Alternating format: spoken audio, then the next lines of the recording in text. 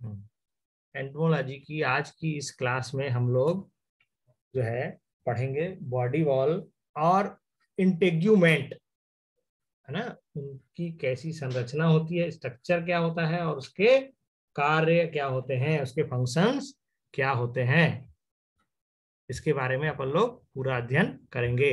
तो सबसे पहला बात आती है कि इंटेग्यूमेंट या बॉडी वॉल होती क्या है ना।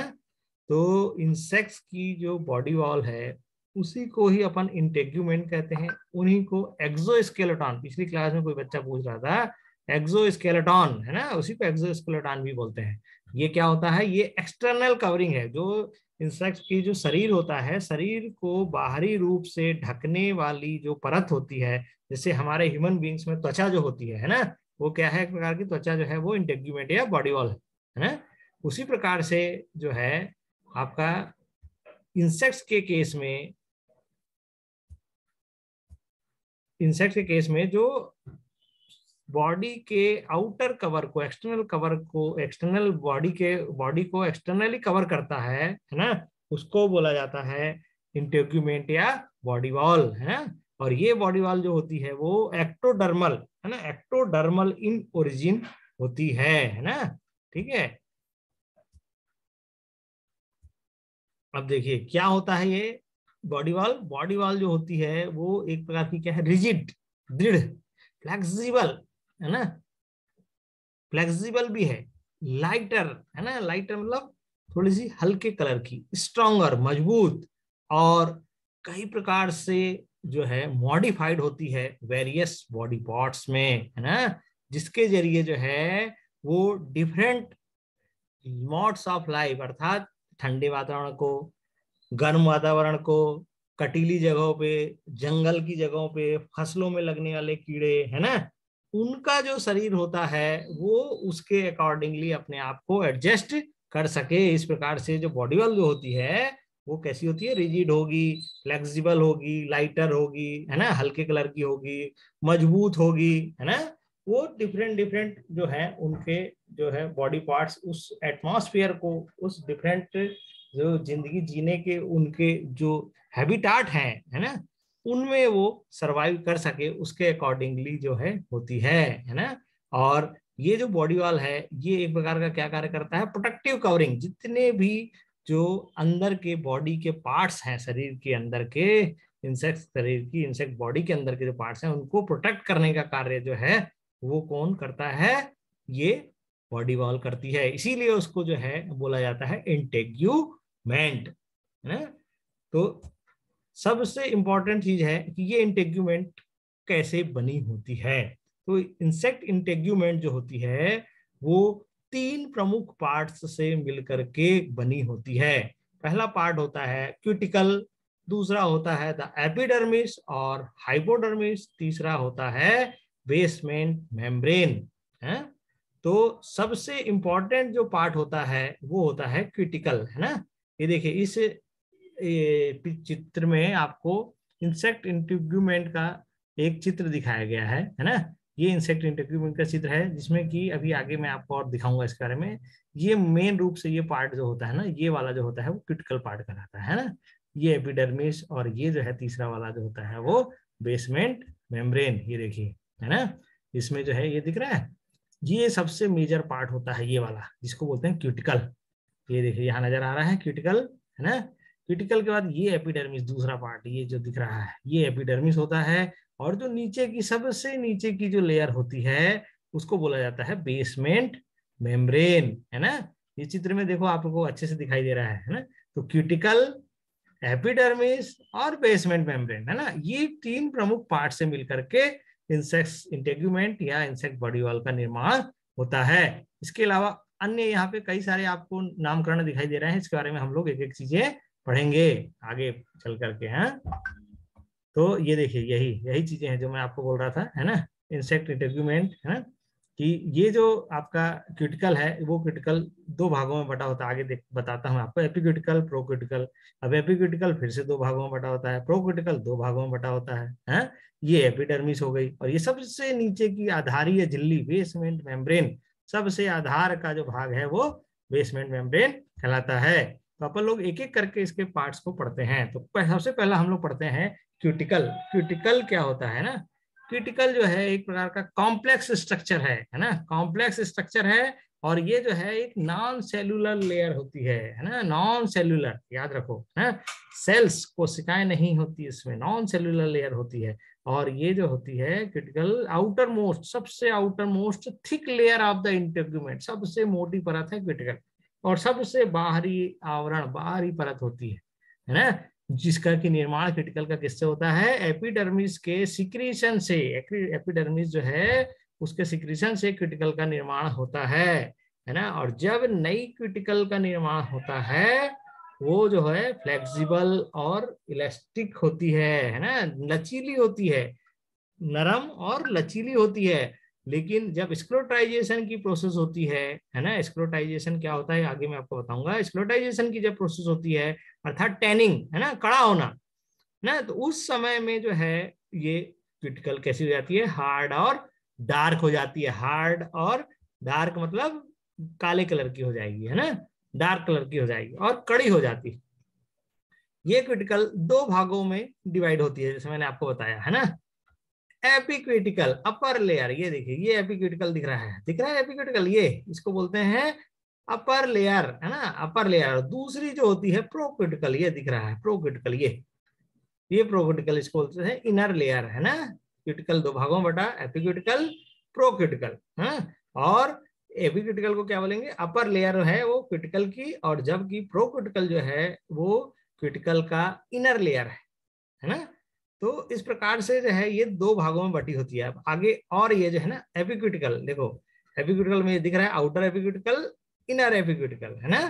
तो एपिक्यूटिकल क्या होता है, तो epicuticle it is very thin outermost layer, सबसे बाहरी झिल्ली जो है, सबसे बाहरी आवरण है ना, सबसे बाहरी परत जो होती है वो होती है एपिक्यूटिकल। इसकी जो थिकनेस है देखो, मोटाई जो होती है 0.03 से 4 माइक्रोन, 1 माइक्रोन बरोबर होता है 10⁻⁻10 मीटर है ना। तो आप समझ सकते हैं कि ये जो है कितनी पतली लेयर होती है ना। और इसमें एपिक्यूटिकल की सबसे बड़ी विशेषता ये होती है कि काइटिन, काइटिन क्या होता है, एक प्रकार का प्रोटीन होता है, और वो जो है काइटिन एपिक्यूटिकल में एब्सेंट होता है, एपिक्यूटिकल में नहीं पाया जाता है काइटिन है ना, ठीक है। और ये जो लेयर है ना, ये फर्दर एपिक्यूटिकल जो है फर्दर 4 लेयर से मिलकर के बनी होती है। कौन कौन सी layer, cement layer, wax layer, polyphenol layer और क्यूटिकुलिन लेयर है ना। इसके बारे में एक एक हम लोग पढ़ते हैं। तो देखिए जैसे मैंने आपको बताया था एपिक्यूटिकल जो है वो आपका कई प्रकार की लेयर से मिलकर के बनी होती है ना, ठीक है। और दो ये जो है एपिडर्मल सेल्स और डर्मल ग्लैंड्स है ना, एपिडर्मल सेल्स और डर्मल ग्लैंड्स के सिक्रीशन से इसका एपिक्यूटिकल का निर्माण होता है ना। तो इसमें जो है जैसे सीमेंट लेयर है ना, सीमेंट लेयर आगे मैं और आपके बारे में डिटेल्स बताते जाऊंगा। सीमेंट लेयर क्या होता है, सीमेंट नाम से ही दिख रहा है कड़ी लेयर है ना। तो कड़ी लेयर किससे होगा, जब प्रोटीन्स के कॉम्प्लेक्स स्ट्रक्चर्स होंगे तो वो क्या हो जाएंगे, एक प्रकार से कड़े होते हैं। इसीलिए जो है ना, जो लाइपोप्रोटीन है ना, जो कि डर्मल ग्लैंड्स के सिक्रीशन से जो लाइपोप्रोटीन होता है उससे सीमेंट लेयर का निर्माण होता है।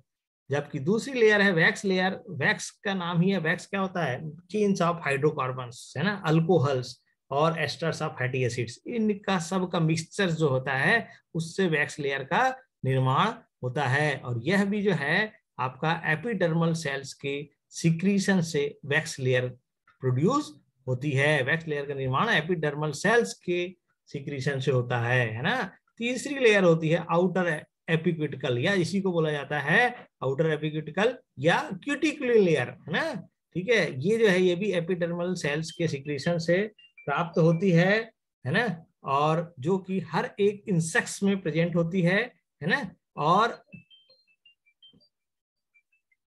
जो फर्स्ट लेयर जो होती है नए क्यूटिकल की, जो सिंथेसाइज होती है ना नए क्यूटिकल की, वो क्या होती है, सबसे पहले जब मोल्टिंग की प्रोसेस होती है, मोल्टिंग की प्रोसेस के दौरान क्या होता है, पुरानी क्यूटिकल को इंसेक्ट्स निकाल देता है और नई क्यूटिकल को अडॉप्ट करता है ना।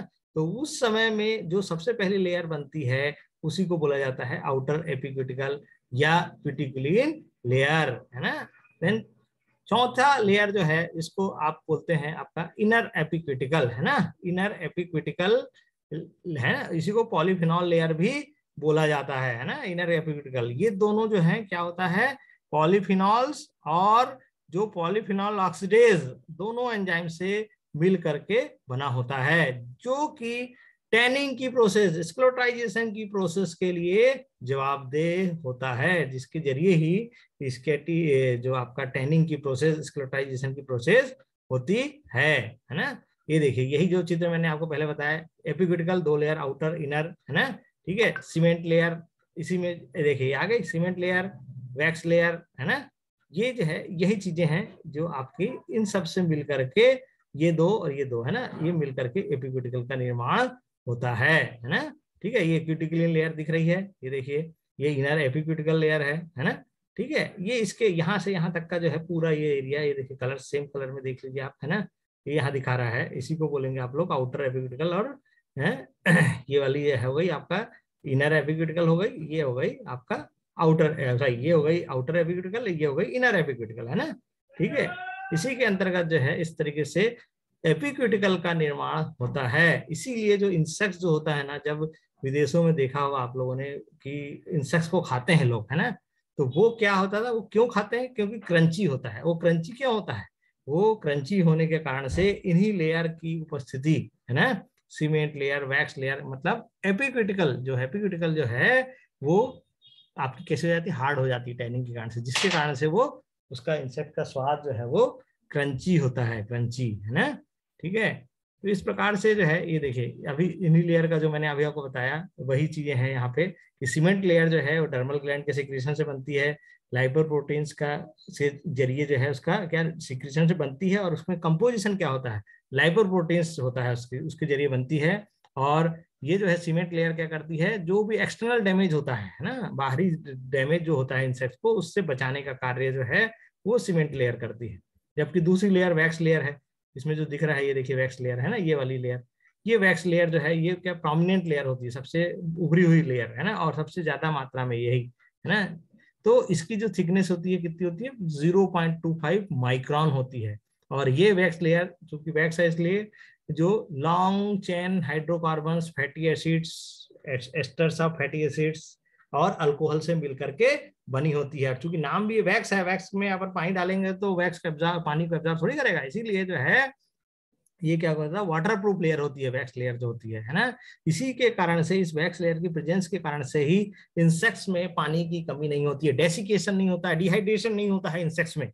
क्यों क्यों क्योंकि ये वैक्स लेयर उसके बॉडी में पाई जाती है ना। तो इसको वाटर प्रूफ लेयर भी बोलते हैं, जो कि बॉडी से वाटर लॉस को रोकने का कार्य करता है। तीसरी लेयर ये देखिए पॉलीफिनॉल लेयर, है ना, ये पॉलीफिनॉल है।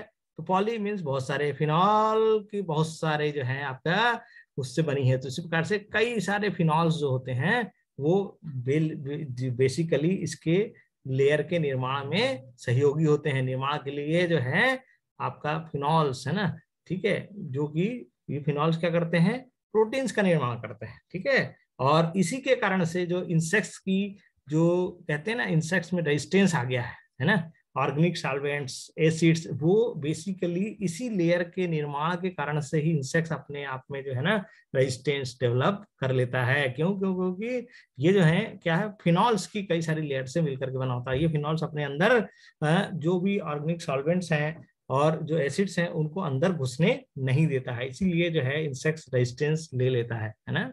चौथी लेयर क्यूटिकुलर लेयर, जैसे आपको बताया है ना, ये क्या होती है, एम्बर कलर की, एम्बर कलर की होती है, पतली लेयर होती है ना। ये देखिए क्यूटिकुलर लेयर ये दिख रही है इसमें, बिल्कुल एम्बर कलर के, बिल्कुल पतली लेयर से। और इसका जो कार्य होता है ग्रोथ बैरियर, अगर ये ग्रोथ बैरियर के जैसा कार्य ना करे ना, तो इंसेक्ट्स में सेल का जो है आपका क्या बोलते हैं इस तरीके से मल्टीप्लाई होता है, और इंसेक्ट का साइज हमेशा बढ़ता चला जाएगा, है ना। इंसेक्ट्स रुकेगा नहीं, जब जब हर दिन उसकी ग्रोथ में चेंजेस आएंगे, हर दिन उसका साइज जो है वो बढ़ता चला जाएगा। तो ये जो क्यूटिकुलर लेयर है ये एक प्रकार का ग्रोथ बैरियर का कार्य करती है, जिसके कारण से इंसेक्ट्स की जो ग्रोथ है वो एक लिमिट में होती है ना।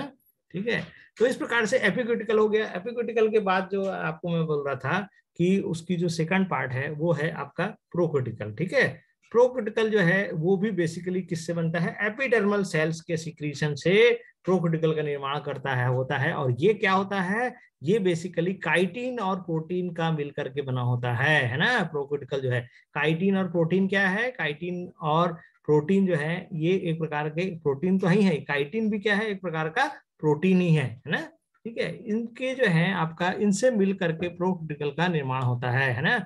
और ये जो है फर्दर दो भागों में बटी होती है, एक्सोक्यूटिकल और एंडोक्यूटिकल है ना। प्रोक्यूटिकल, एपिक्यूटिकल के बाद सेकंड पार्ट हो गया प्रोक्यूटिकल।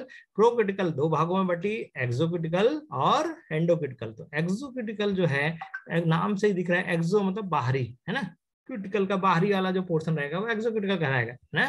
ठीक है, इसमें जो प्रोटीन्स होता है, जो काइटिन प्रोटीन है, इसमें प्रोटीन जो होते हैं वो बहुत ज्यादा आपस में क्या होते हैं, क्रॉस लिंक्ड होते हैं है ना, और इनसॉल्युबल होते हैं है ना। अर्थात इनमें जो है इनसॉल्युबल होंगे मतलब not broken down during the moulting cycle. ये जो है इसमें स्क्लेरोटाइजेशन की प्रोसेस बहुत तगड़ी होती है ना। इसीलिए जो है ये प्रोटीन्स जो होते हैं जो एक्सोक्यूटिकल में पाए जाते हैं वो इनसॉल्युबल होते हैं और मोल्टिंग की प्रोसेस के दौरान टूटते नहीं है ना। ठीक है, तो इसीलिए इनको एक्सोक्यूटिकल कहा जाता है। इसकी जो ये जो प्रोटीन्स हैं ये कैसे कहलाते हैं, स्क्लेरोटाइज्ड, मतलब एकदम गाढ़े रहेंगे और आपस में हैवीली क्रॉस लिंक्ड रहते हैं। जबकि एंडोक्यूटिकल जो होता है वो क्या होता है, सिंथेसाइज होता है जब ओल्ड क्यूटिकल शेड हो जाती है, पुरानी जो क्यूटिकल होती है वो इंसेक्ट के जरिए निकाल दी जाती है, त्वचा का निर्मोचन हो जाता है, मोल्टिंग हो जाती है। उसके बाद जो है जो सिंथेसाइज होती है, कंटिन्यूअसली सिंथेसाइज होती है, वो होती है एंडोक्यूटिकल है ना। ठीक है, और इसमें जो है क्रॉस लिंकिंग जो होती है प्रोटीन्स की वो बहुत कम होती है, रिड्यूस्ड होती है। इसीलिए जो है ना ये एंडोक्यूटिकल कैसी होती है, सॉफ्ट होती है ना। इसमें स्क्लेरोटीन प्रोटीन की मात्रा जो है वो नहीं पाई जाती है, इसीलिए इसको इजिली ब्रेक डाउन किया जा सकता है। कब, मोल्टिंग प्रोसेस के दौरान। ठीक है, तो ये देखिए इसी में यही अंतर है, प्रोक्यूटिकल के दो लेयर, एक्सोक्यूटिकल एंडोक्यूटिकल। और एक्सोक्यूटिकल डार्कली पिगमेंटेड होती है जबकि एंडोक्यूटिकल जो है लाइट कलर्ड होती है। एक्सोक्यूटिकल हार्ड और स्क्लेरोटाइज्ड होती है जो मैंने आपको बताया, इसमें स्क्लेरोटीन प्रोटीन पाया जाता है एक्सोक्यूटिकल में, जबकि एंडोक्यूटिकल में स्क्लेरोटीन प्रोटीन नहीं पाया जाता है, इसीलिए अनस्क्लेरोटाइज होती है और सॉफ्ट होती है ना। जबकि एक्सोक्यूटिकल जो है वो आपका मेनली क्या हो जाता है, काइटिन और हार्ड प्रोटीन जिसको स्क्लेरोटीन होते हैं वही उसी से मिलकर के बनी होती है, जबकि एंडोक्यूटिकल में स्क्लेरोटीन प्रोटीन नहीं पाया जाता है। तो ये हो गई क्यूटिकल लेयर। क्यूटिकल लेयर के बाद आती है दूसरी लेयर एपिडर्मिस है ना। एपिडर्मिस क्या होता है, ये जो है single layer of cells lying below the cuticle. Cuticle के नीचे जो मैंने आपको चित्र से दिखाया था, क्यूटिकल के नीचे की जो लेयर होती है उसको बोला जाता है एपिडर्मिस लेयर है ना। और ये जो है आपका क्यूटिकल का मैक्सिमम पार्ट, एपोक्यूटिकल एक्सोक्यूटिकल है ना, उसका सब मैक्सिमम पार्ट जो है इसी एपिडर्मिस की सिक्रीशन से और मोल्टिंग फ्लूइड जो है आगे मैं बताऊंगा क्या होता है, इस मोल्टिंग फ्लूइड के सिक्रीशन से इस एपिडर्मिस सेल्स का निर्माण होता है। और तीसरी सबसे नीचे वाली जो लेयर होती है जिसको बोला जाता है बेसमेंट मेम्ब्रेन है ना। एपिडर्मिस जो होती है वो इसी बेसमेंट मेम्ब्रेन के ऊपर स्थित होती है ना। ठीक है, और इसका जो है प्रमुख कार्य जो होता है क्यूटिकल सिक्रेशन करना है ना। ठीक है, डाइजेशन करना, जो भी ओल्ड क्यूटिकल है उसको एब्जॉर्प्शन करना, उसका डाइजेशन करना है ना। और कुछ भी घाव वगैरह जैसे हो गए हैं, वुंड हो गई है, वुंड रिपेयरिंग करना है ना। ठीक है, और एक सतह को अच्छी सुंदर सा लुक देना है ना, वो सब कार्य जो है आपका इस लेयर के जरिए, बेसमेंट लेयर के जरिए किया जाता है।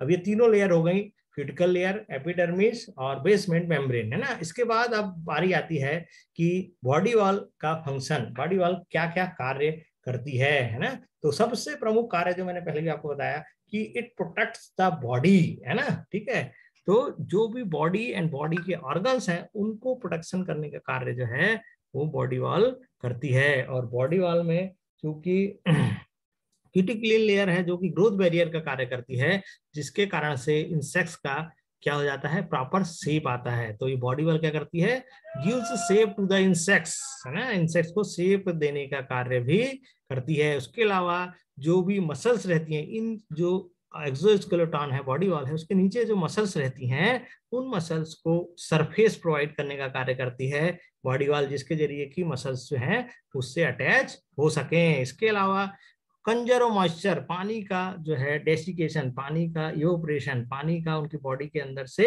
निकलने को रोकने के लिए, जिसको बोला जाता है conserve moisture and prevent desiccation, है ना। ठीक है, इसके अलावा जो भी पैथोजेंस हैं, है ना, माइक्रो ऑर्गेनिजम्स हैं, जो इंसेक्टिसाइड्स हैं, है ना, उन सब का बॉडी के अंदर एंट्री करने, बॉडी के अंदर घुसने से रोकने का भी कार्य जो है ये बॉडी वॉल करती है। और इसके साथ साथ इसमें कई सारी चीजें आप लोगों ने देखी कि बॉडी वॉल में डर्मल ग्लैंड्स दिखा रहा है ना, ठीक है, ट्राइकोजन सेल्स दिखा रहे हैं, है ना, कई ऊपर से सीटी टाइप की दिखाई दे रही है, हेयर लाइक स्ट्रक्चर दिखाई दे रहा है, सीटी जिसको बोलते हैं, वो सब क्या है, सेंस ऑर्गन्स हैं। इन सेंस ऑर्गन्स का निर्माण भी जो है वो बॉडी वॉल के जरिए किया जाता है। और उसके अलावा इंसेक्ट्स जो है डिफरेंट अलग अलग कलर्स के बहुत ल्यूक्रेटिव दिखाई देते हैं, बहुत खूबसूरत दिखाई देते हैं, तो वो जो पिगमेंट्स होती हैं उन पिगमेंट्स को भी जो है इसी बॉडी वॉल के कार्य के तहत पिगमेंट्स का निर्माण होता है। ठीक है, अब बात आती है कि ये फंक्शंस हो गए, बॉडी वॉल हो गई, मोल्टिंग क्या होता है, मोल्टिंग की प्रोसेस कैसी होती है ना। तो मोल्टिंग जो होता है, मोल्टिंग का मतलब होता है कि शेडिंग ऑफ ओल्ड क्यूटिकल, है ना, and emergence of new cuticle, अर्थात पुरानी त्वचा का क्या कर देना, निर्मोचन कर देना और नई त्वचा को धारण करना, वो कहलाता है मोल्टिंग, है ना। जैसे सांप अपनी केचुली निकालता है ना, उसी प्रकार से इंसेक्ट्स में भी इंसेक्ट्स अपना साइज बढ़ाता है ना। तो एक इंस्टार से दूसरे इंस्टार जाते समय अपने शरीर की पुरानी त्वचा को छोड़ देता है और नई त्वचा को अडॉप्ट करता है, वो कहलाता है मोल्टिंग, है ना। तो मोल्टिंग क्या होता है, एक प्रकार की प्रोसेस है ना, जो कि जिसमें कई प्रकार के सीक्वेंस ऑफ इवेंट्स, है ना, कई प्रकार के जो है आपका ऐसी केमिकल एक्टिविटीज होती हैं जिसके जरिए की मोल्टिंग की प्रोसेस होती है, जिससे इंसेक्ट्स जो है वो नई क्यूटिकल को प्रोड्यूस करता है और पुरानी जो क्यूटिकल है उसको क्या कर देता है, डिस्कार्ड कर देता है, उसको निकाल देता है ना। तो मोल्टिंग की प्रोसेस जो है, दो प्रोसेस होती है इसमें, एपोलिसिस एंड एक्डाइसिस। ठीक है, तो एपोलिसिस जो है वो starts off the moulting process कहलाता है, जबकि एक्डाइसिस जो है वो end of the moulting process कहलाता है। तो एपोलिसिस जो है, एपोलिसिस का मतलब होगा the separation of the epidermal cells from the old cuticle, है ना, पुरानी जो क्यूटिकल है उससे जो है एपिडर्मल सेल्स का सेपरेट होना, अलग होना, वो कहलाता है एपोलिसिस। जबकि एक्डाइसिस जो कहलाता है, जैसे मैंने बोला एंड प्रोसेस है ना, तो वो casting of the old cuticle, old cuticle का क्या करना, निकाल देना, बाहर से बॉडी से बाहर निकालना। तो ये देखिए इस मोल्टिंग प्रोसेस का स्टेप है। तो ये सबसे पहला जो दिख रहा है आपको, ये क्या है, ओल्ड क्यूटिकल है ना। ओल्ड क्यूटिकल में जो है एक एक्सुवियल स्पेस बनता है, किसके बीच में, ये देखिए एपिडर्मल सेल्स और जो ये पुरानी त्वचा है ना, इसके बीच में एक प्रकार का स्पेस बनता है जिसको बोला जाता है एक्सुवियल स्पेस, यही कहलाता है सेपरेशन ऑफ द आपका old cuticle, that is known as the apolysis, है ना। तो the area between the cuticle, ये क्यूटिकल और एपिडर्मिस के बीच का एरिया है ना, ऐसा सेपरेट होता है ना, और इसी को बोलते हैं एक्सुअल स्पेस, है ना। ये एक्सुअल स्पेस जो है इसमें एक प्रकार का मोल्टिंग जेल, ये देखिए एक प्रकार का मोल्टिंग जेल, ये क्या है, ये इनएक्टिव एंजाइम होते हैं बेसिकली, मोल्टिंग जेल जो होते हैं इसके अंदर भर जाता है ना, जिसमें कि काइटिनेज और प्रोटीनेज, है ना, ये एंजाइम्स के रहते हैं। और ये क्या करते हैं, जैसे ही काइटिनेज और ये जो प्रोटीनेज एंजाइम मोल्टिंग जेल के रूप में इस एक्सुअल स्पेस के बीच में रहता है, ये इनएक्टिव रहता है ना, इनएक्टिव रहता है, और ये इनएक्टिव एंजाइम्स रहता है जो कि फर्दर, ये देखिए आगे और मैं आपको दिखाता हूँ, ये देखिए ये अपन सी में देखिए, ये है ना, ये जो मोल्टिंग फ्लूइड है जो अभी आप लोगों ने देखा, ये मोल्टिंग जेल जो है, ये इसमें जो है ना, ये मोल्टिंग जेल जो है ये यहाँ पे जैसे ही जाता है ना, ये एक्टिवेट हो जाता है और एपिडर्मल सेल सिक्रीट है न्यू आउटर एपिक्यूटिकल, है ना। ये देखिए नई आउटर एपिक्यूटिकल का निर्माण होना शुरू हो गया, लाइपोप्रोटीन क्यूटिकलिन का, और जो ये एंजाइम जो थे वो एक्टिवेट हो जाते हैं, है ना, ठीक है। और मोल्टिंग जेल जो है ये एक्टिवेट हो करके इसको क्या बोला जाता है, मोल्टिंग फ्लूइड बोला जाता है, इसको मोल्टिंग फ्लूइड बोलते हैं। और ये जो मोल्टिंग फ्लूइड है ये स्टार्ट कर देता है जो भी पुरानी, ये जो पुरानी इंसेक्ट्स की ये जो है ना, ये वाली पुरानी वाली जो है उनको अनस्क्लोटाइज्ड, ये अनस्क्लोटाइज्ड पोर्शन है ना प्रोक्यूटिकल का, इस जो है आपका ओल्ड अनस्क्लोटाइज्ड एंडोक्यूटिकल को क्या करना था, डाइजेस्ट करने का, इसको खाने का कार्य शुरू कर देता है। कौन, जब ये जो एंजाइम्स हैं वो एक्टिवेट हो जाते हैं तो ये मोल्टिंग जेल से मोल्टिंग फ्लूइड में कन्वर्ट हो जाते हैं, और कन्वर्ट होने के बाद ये इसको डाइजेस्ट करने का कार्य मोल्टिंग फ्लूइड जो है वो शुरू कर देता है ना। ठीक है, ये देखिए, ये फिर देन उसके साथ साथ ये एपिडर्मल सेल्स हैं, ये एपिडर्मल सेल्स अपना काम शुरू कर देती हैं। ये क्या कर देती हैं, जो नई प्रोकोर्टिकल है ना, ये नई प्रोकोर्टिकल का निर्माण करने का कार्य जो है ये शुरू कर देती हैं, है ना, एपिडर्मल सेल्स। देन उसके बाद आपका धीरे धीरे पूरी की पूरी जो है एंडोक्रिटिकल को ये डाइजेस्ट कर जाता है, और नई जो है ये देखिए फॉर्मेशन ऑफ द न्यू एपिक्यूटिकल, ये नई एपिक्यूटिकल का निर्माण हो जाता है, और ये जो है मोल्टिंग फ्लूइड एब्जॉर्ब हो जाता है ना। और देन उसके बाद जो होता है एक्डाइसिस की प्रोसेस होती है। एक्डाइसिस की प्रोसेस जो होती है वो किस हार्मोन्स के जरिए होती है, उसको बोला जाता है इक्लूजन हार्मोन, है ना। ये इक्लूजन हार्मोन क्या करता है, आपका इंड्यूस्ड करता है कि जो आउटर लेयर है ना, इस लेयर को क्या ब्रेक करने का कार्य करता है ना।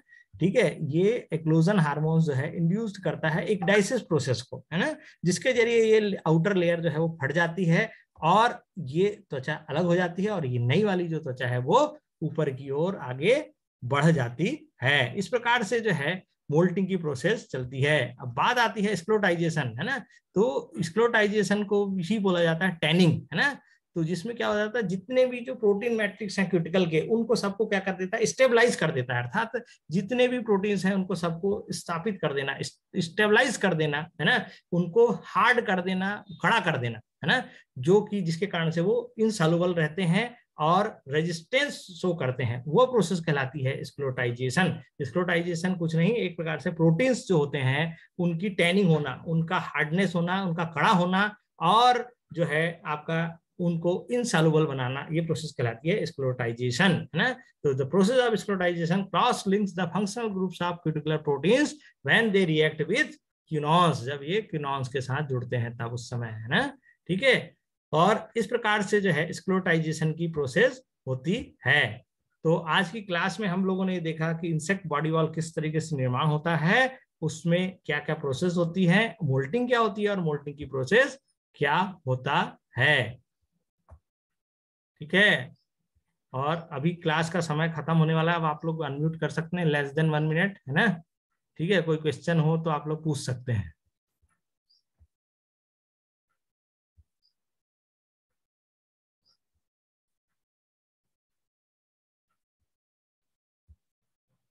हो गया नहीं भाई बच्चे लोग?